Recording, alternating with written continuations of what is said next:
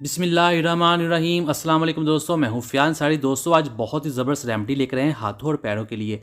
होता क्या है दोस्तों, हम अपने चेहरे का तो बहुत ख्याल करते हैं, क्रीमों का इस्तेमाल भी करते हैं, उसको बहुत अच्छे से वॉश भी करते हैं, लेकिन हम अपने हाथों और पैरों की केयर नहीं करते। उसकी वजह से हमारे जो हाथ होते हैं, हमारे जो पैर होते हैं, वो हमारे चेहरे के साथ मैच नहीं होते।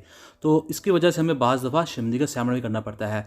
आज मैं खीरे और साबुन के साथ बहुत ही ज़बरदस्त रेमेडी लेकर आया हूँ। जब आप इसको यूज़ करेंगे तो इंशाल्लाह आपके हाथ साफ़ सुथरे होंगे, उसके ऊपर जो दाग पड़े होते हैं वो भी ख़त्म हो जाएँगे और बहुत ही वाइट भी होंगे। तो दोस्तों यहाँ 2 हमने ग्रेट किए हैं खीरे, और इन खीरों को हमने क्या करना है, इनका हमने पानी जो है वो निकाल लेना है। एक जाली में रखेंगे, उसके ऊपर दबाएँगे और उसका पानी जो है बाहर आ जाएगा।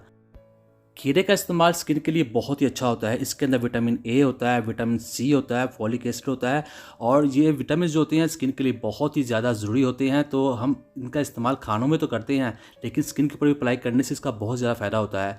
तो इससे क्या होता है, स्किन के ऊपर जो एजिंग इफेक्ट होते हैं, यानी कि झुर्रियाँ वगैरह जो पड़ती हैं हाथों के ऊपर, वो भी नहीं पड़ेंगी, और ये स्किन को स्मूथ भी करेगा, बिल्कुल सॉफ्ट। तो ये देखिए, हमने निकाल लिया 2 खीरों का रस।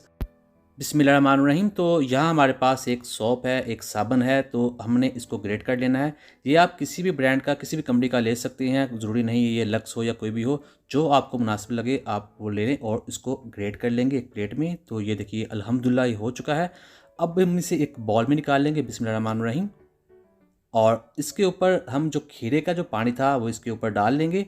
तो जब ये हम इसको डाल रहे हैं तो आपको बताएं, जब ये फार्मूला तैयार होगा तो आप इसको जब ट्राई करेंगे इंशाल्लाह ये आपको बहुत ही पसंद आएगा। बहुत ही इफेक्टिव है और इसका जो रिज़ल्ट है वो भी बहुत ही ज़्यादा जल्दी मिल जाता है। तो इसमें डालेंगे हम 1 टीस्पून बेकिंग सोडा, और अब हम इसको मिक्स करेंगे। और इसको इस्तेमाल कैसे करना है, इसको सेव कैसे करना है, वो भी हम आपको बताएंगे। तो आपको दिखाते हैं, इस तरह से आपने इसको मिक्स करना है तो ये एक पेस्ट सा बन जाएगा।